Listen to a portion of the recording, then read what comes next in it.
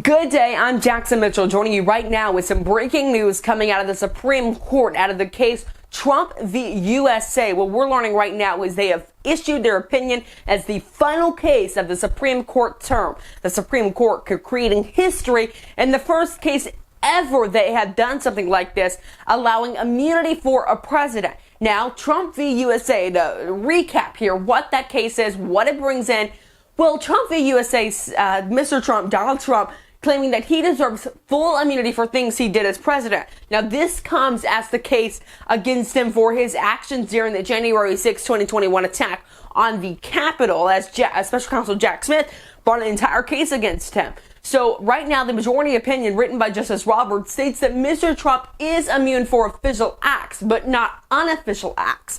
Now, what does the court consider official acts? Well, they don't exactly define that completely, but rather provide a little bit of guidance. The majority opinion, again, written by Justice Roberts, saying, quote, certain allegations, such as those involving Trump's discussions with the acting attorney general, are readily categorized in the light of the nature of the president's official relationship to the office held by that individual. Other allegations, such as those involving Trump's interactions with the vice president, state officials, and certain private parties, and his comments to the general public, present more difficult questions. The Supreme Court says things like core constitutional powers, like appointing ambassadors, foreign governments, are official acts. Now, what they're saying is things that they can't exactly define as official acts go to a lower court, and the lower court will go from there if they present those as official acts. Now, those last things that I was listening, that is what the Supreme Court has defined as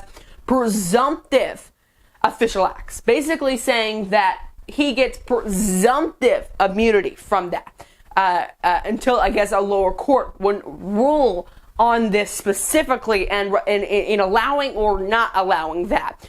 So, again, the court explains that it does not decide in this case whether immunity for official acts is presumptive or absolute. There you go. That's what I was just talking about.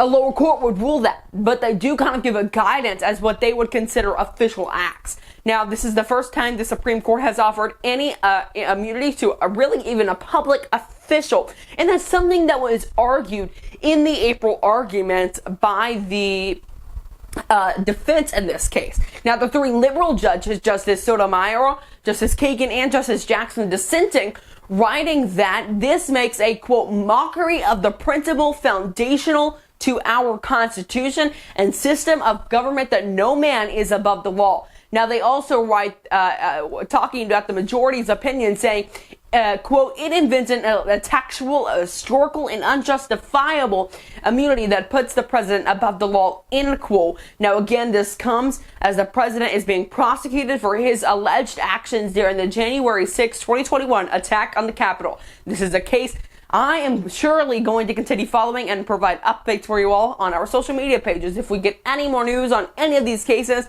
But for now, reporting for you, Jackson Mitchell with Brooklyn News.